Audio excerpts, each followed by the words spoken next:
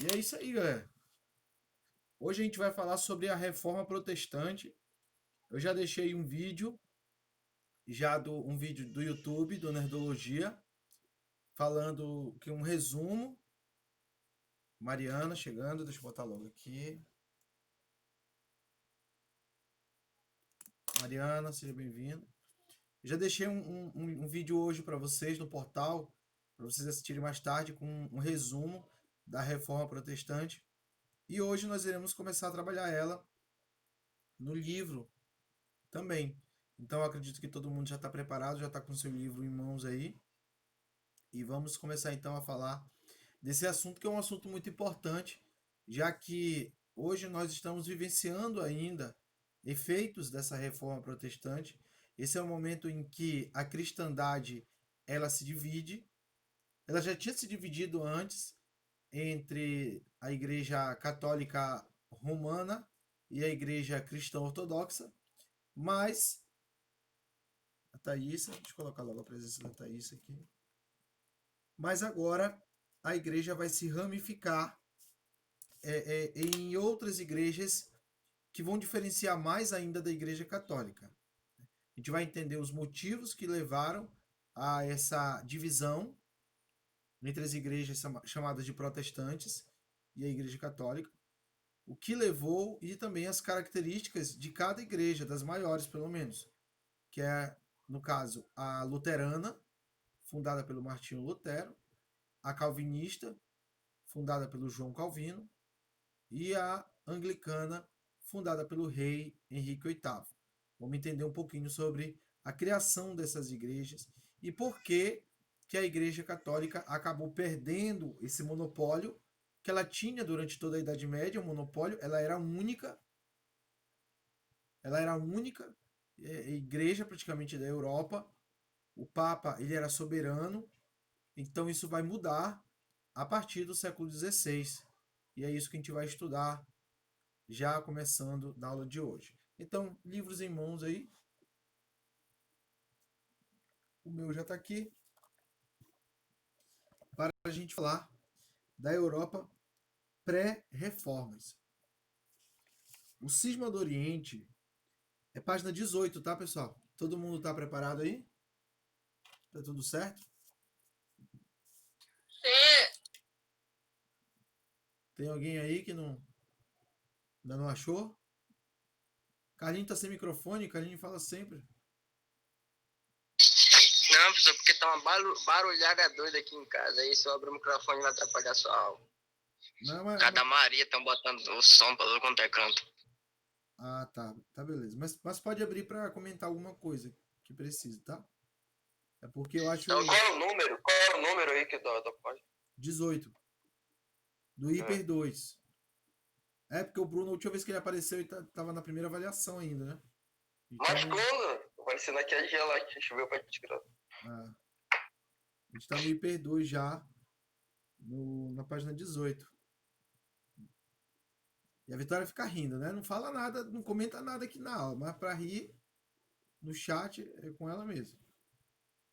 Então tá, vamos lá, página 18, divisão da cristandade. O Cisma do Oriente, no ano de 1054, foi a primeira grande divisão do cristianismo, dando origem à Igreja Ortodoxa. Tempos depois, a Igreja Católica voltaria a ser dividida na Idade Moderna, em um movimento batizado de Reforma Protestante. Devido a um conjunto de fatores históricos, tal movimento será responsável pela criação das igrejas reformadas ou protestantes. A ostentação da Igreja Católica contrastava fortemente com a miséria em que vivia a maior parte da população europeia durante a Idade Média e início da Idade Moderna. Apesar de tal situação, não faltaram iniciativas realizadas dentro do próprio clero de reformas à instituição. Quem foi que chegou aí? Que eu não apareceu o nome para mim. Tá NA.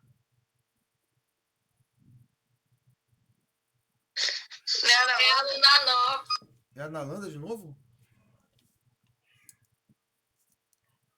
E a Luísa entrou também, né? Luísa Valéria.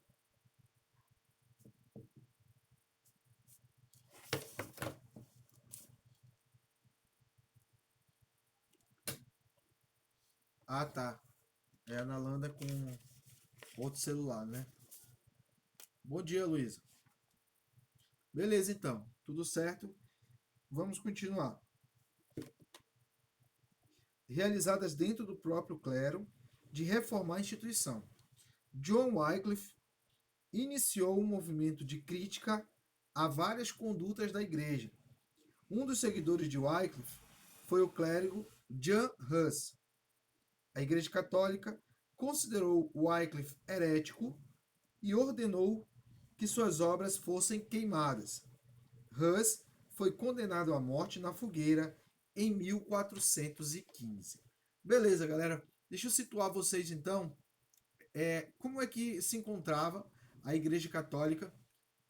Eu estou um pouquinho escuro aqui, é por causa da claridade aqui, tá? Acho que vai melhorar agora para vocês. A Igreja Católica, do final da Idade Média e início da Idade Moderna, era uma instituição que estava extremamente desmoralizada. Eu não sei se eu já falei disso para vocês nos anos anteriores, não sei, no primeiro ano do ensino médio, né, que a gente já está trabalhando desde lá. Se eu já falei, vocês me lembrem aí, por favor. Quem era da turma dessa época aí. Porque tem um outro ano que a gente fala muito sobre isso, que era uma igreja muito desmoralizada, onde muitos religiosos estavam envolvidos em escândalos de corrupção, escândalos sexuais, assim, envolvendo prostitutas, era bispos. A Luísa falou que no primeiro ano, eu acredito também que eu falei, né? Se não foi lá no sexto ano, lá, que a Luísa já ouviu falar sobre isso, né? Sobre a igreja não, né? Os membros da igreja. Primeiro mesmo. Primeiro? Beleza. Muito envolvido nesses casos, né? Era bispo que tinha filho com fulana e eram coisas proibidas, porque um dos dogmas da Igreja Católica é o celibato, né? O religioso, o padre, o bispo, o papa, ele não pode casar, ele não pode ter relação sexual e ele realmente ele fica proibido. Mas apesar da proibição, muitos religiosos estavam envolvidos em casos. E fora essa questão moral, havia também casos de papas também, bispos, cardeais, que viviam de forma luxuosa, ostentando mesmo roupa com tecidos finos e caros, anéis de ouro, joias preciosas e valiosas pra caramba, enquanto boa parte do povo estava morrendo de fome, chegava a viver na miséria, chegava a passar fome. Então isso gerava até um dilema moral. Porque o próprio Jesus, que tá tendo uma obra aqui perto de casa também, tá fazendo barulhinho, né? Deixa eu fechar a janela aqui.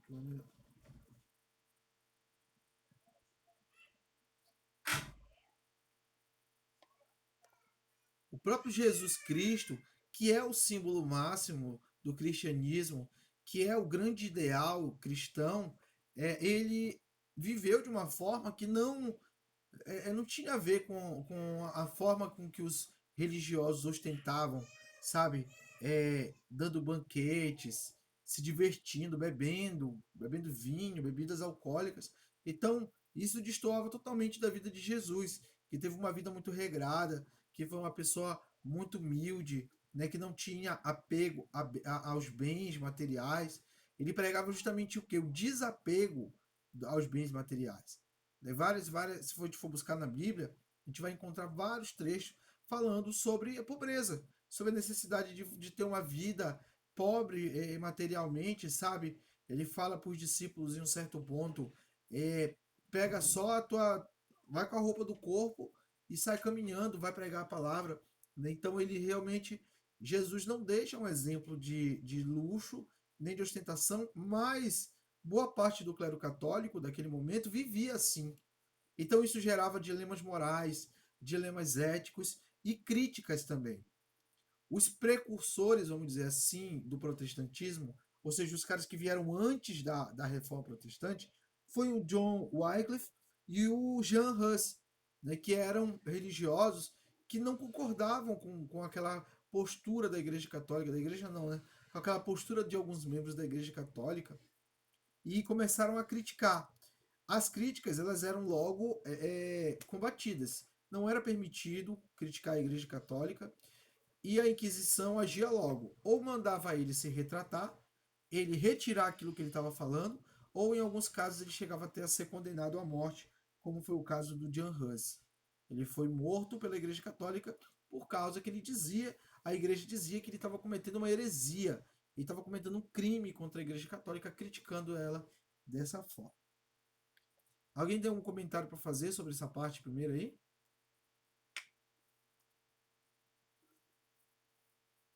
E aí, pessoal? Acho que não.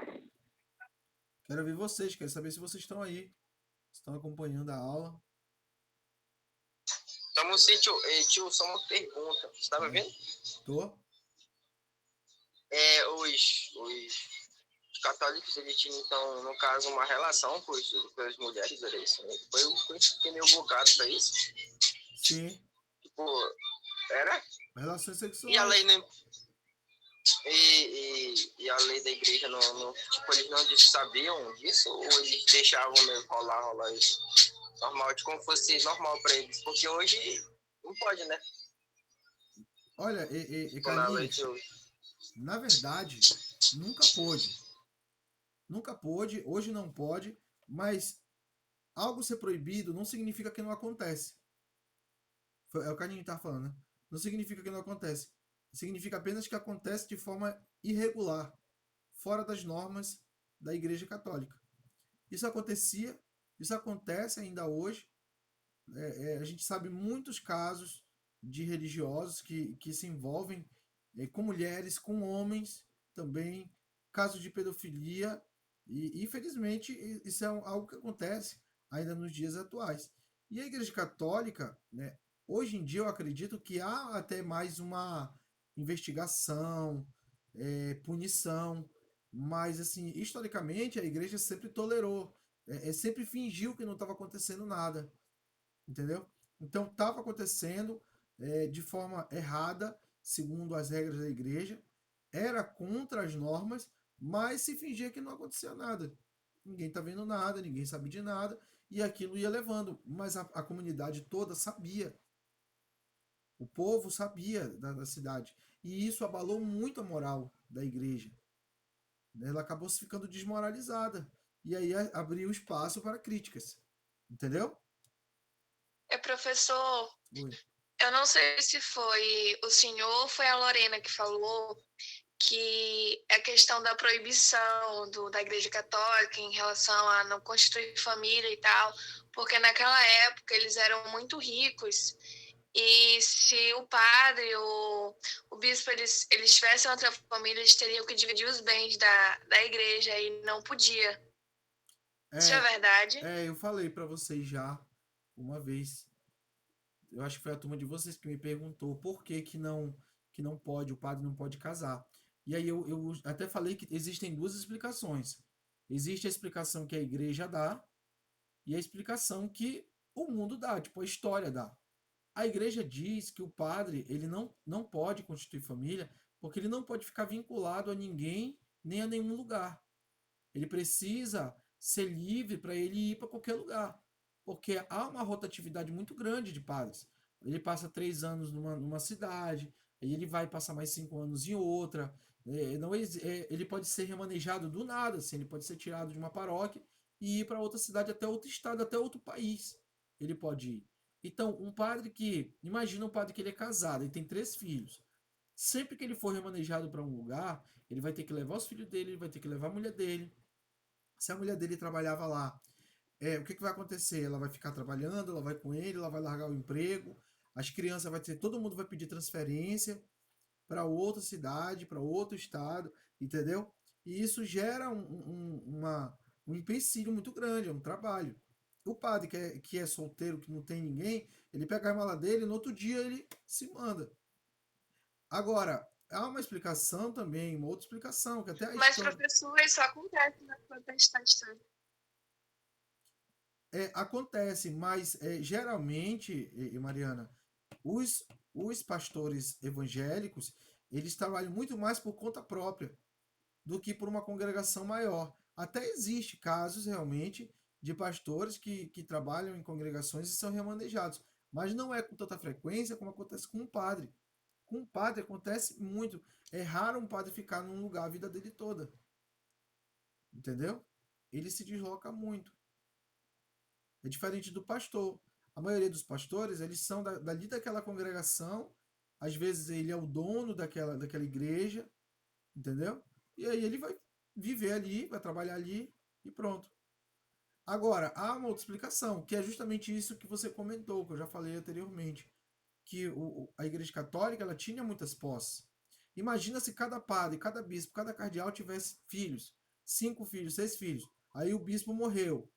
Lá vai a igreja dar a parte de cada um, ou do filho mais velho, mas já ia ter uma perda de território. Então, o padre, o bispo, o papa não tem filhos, morreu, a posse fica na igreja. Entendeu? Certo, Mariano? Certo. Beleza, então. Vamos lá. Fatores da reforma protestante. Mariana, aproveita aí que tu tá comentando, lê pra gente esse pedaço aí na página 18, por favor.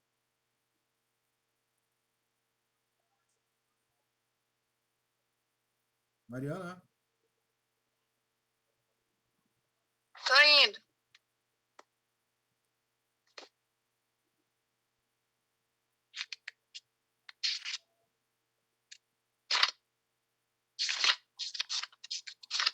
o livro tá fechado, né?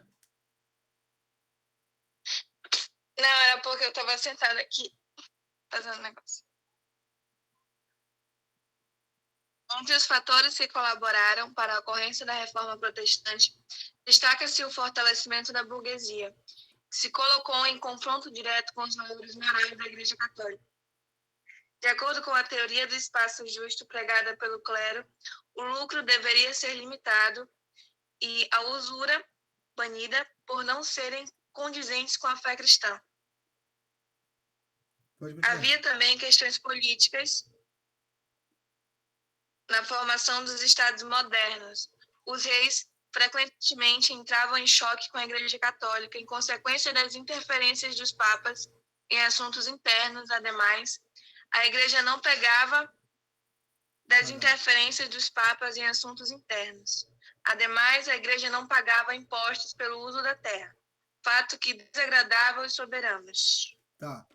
Já? Então, além dessa parte que eu expliquei aí sobre os problemas, os dilemas morais e éticos que a igreja passava, a gente destaca também que havia interesses. Que havia interesses econômicos.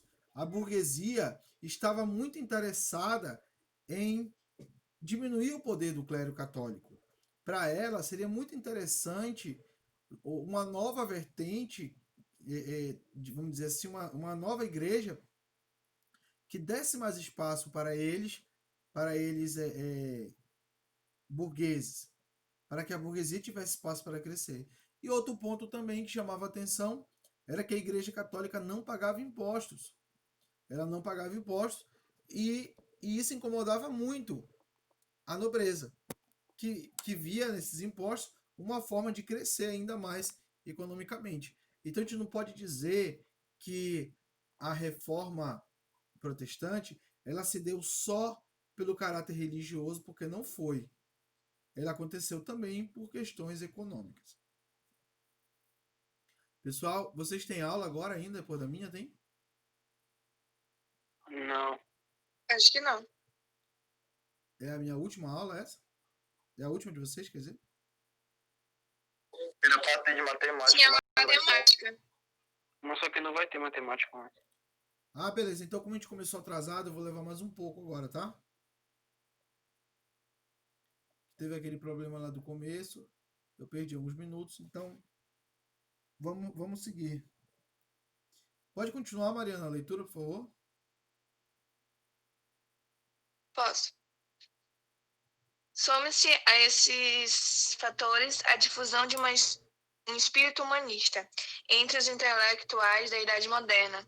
Originário da Renascença, o humanismo era uma corrente de pensamento caracterizada por uma nova maneira de compreender o ser humano e o mundo ao seu redor. Ademais, não podemos esquecer que era grande o número de fiéis que almejavam a livre interpretação da Bíblia. Essa demanda existia devido ao fato que os clérigos defenderem a tese de que eram os únicos capazes a compreender as Sagradas Escrituras de forma apropriada. Por fim, havia uma severa crise moral na Igreja. A instituição, que havia se tornado forte, de poder político e econômico, explorava a boa-fé dos fiéis com a venda de relíquias sagradas, muito de origem duvidosa, prática conhecida como simonia, bem como a venda de indulgências, documento assinado pelo Papa, que garantia o perdão dos pecados mediante o pagamento de uma dada quantia. O despreparo e a licenciosidade de alguns integrantes do clero contribuíram para o aumento do contentamento geral. Descontentamento. Descontentamento. Ok, obrigado. 2 pontos a serem destacados nessa leitura. Primeiro, a livre interpretação da Bíblia, que hoje é um elemento fundamental do cristianismo. Você ter liberdade para você ler. É melhor só explicar a letra. Não, a gente não está demorando muito, não. Esse livro é muito pequeno. Quem foi que falou, Heloísa? Esse livro é muito resumido, cada assunto. A gente nem perde tempo, não. Tranquilo. E ainda tem as videoaulas também, que eu vou complementar. Vamos lá. Me perdi aqui. A livre interpretação da Bíblia era algo que muitos cristãos queriam ter. Eles queriam poder ler a Bíblia e entender de acordo com a sua própria mente aquilo que estava escrito ali, sem a obrigatoriedade de um sacerdote, sem a necessidade de um padre dizer o que estava escrito ali, o que significava aquilo, até porque muitos padres, muitos religiosos, usavam das escrituras para se beneficiar, né, para fazer as pessoas fazerem ofertas, doações, que não é muito diferente do que acontece hoje também, né? A gente sabe que tem muitos charlatões por aí que usam a palavra de Deus para conseguir dinheiro, né? Para ganhar dinheiro, pedindo doações altíssimas, às vezes até milionárias, porque realmente a Bíblia ela tem um poder muito grande e tem gente que usa esse poder para benefício próprio. Outro ponto muito criticado entre os membros da Igreja Católica era a simonia, a prática da simonia, que era a venda de, vamos dizer assim, relíquias sagradas. Eu já falei disso para vocês, né, lá no primeiro ano. Eu acredito que muitos de vocês se recordam que eu falei sobre vários itens que pertenceram a Jesus, a Maria, pertenceram aos apóstolos, aos santos, e qualquer coisinha era vendida a preços altíssimos, porque o cara dizia, olha, aquele tecido ali, ó, era um pedaço da túnica de Jesus Cristo, um tecido velho ali. Era um pedaço da túnica que foi rasgada pelos soldados romanos e tal. E aí viajou e eu consegui comprar. Ou então era alguém querendo vender. E muitos cristãos, muito religiosos, queriam comprar aquilo para colecionar. Era um item, um artefato de fé, um artefato sagrado. E as pessoas compravam muitos produtos. E a maioria deles, é claro, era falsificado. Né? Era um espinhozinho que o cara dizia que, olha, esse aqui caiu da coroa de espinho de Jesus. E aí o cara se descabelava e ia pagar para ele adquirir aquele produto, porque era um produto raríssimo, sagrado, algo que tocou Jesus, o símbolo máximo do cristianismo. E aí usava-se isso para ganhar dinheiro também. Outro problema que vai desmoralizar muito a Igreja Católica era a venda das indulgências, o perdão dos pecados. Né? Para você ganhar o perdão, nem é preciso se arrepender, é só você pagar. Era só fazer uma doação de terras para a igreja, que o Papa, um bispo, entregava um documento dizendo: o príncipe fulano de tal está absolvido de todos os seus pecados. Se ele morrer hoje, ele vai para o céu. E aí o príncipe guardava aquele documento e a igreja ganhava o seu quinhão, ganhava terras, ouro, joias, dinheiro, enfim, qualquer coisa que fosse de grande valor. Tudo isso foi fazendo com que a Igreja Católica ficasse cada vez mais desmoralizada. E as críticas foram aumentando e abriu espaço, então, para o surgimento do primeiro reformador. O primeiro cara que vai bater de frente com a Igreja Católica e vai falar: não, não é assim, está errado. Não era isso que Jesus queria que fosse feito, né, da sua igreja. Mas a gente vai deixar essa parte para próxima aula nossa, tá? Vou trazer já na nossa videoaula da. Não, não. Amanhã a gente tem aula e a gente continua comentando sobre isso, agora que eu lembrei. E amanhã eu vou passar um trabalhinho para vocês também. Beleza? Alguma dúvida? Não. Não. Então, a gente se vê amanhã, tá? Professor, Oi? a sessão está sendo gravada? Tá. Tá sendo gravado, eu vou postar. O senhor bota lá na plataforma e a gente já assistiu aqui, precisa assistir lá também. Não, não. Eu tenho a frequência aqui. E aí, quem perdeu e assistir lá, eu adiciono na frequência, Ah, sim, entendi. tá? Então tá. Tchau. Fiquem com Deus. Até amanhã. Tchau. Olha o horário amanhã. Amanhã cedo. Quero ver vocês. Tchau.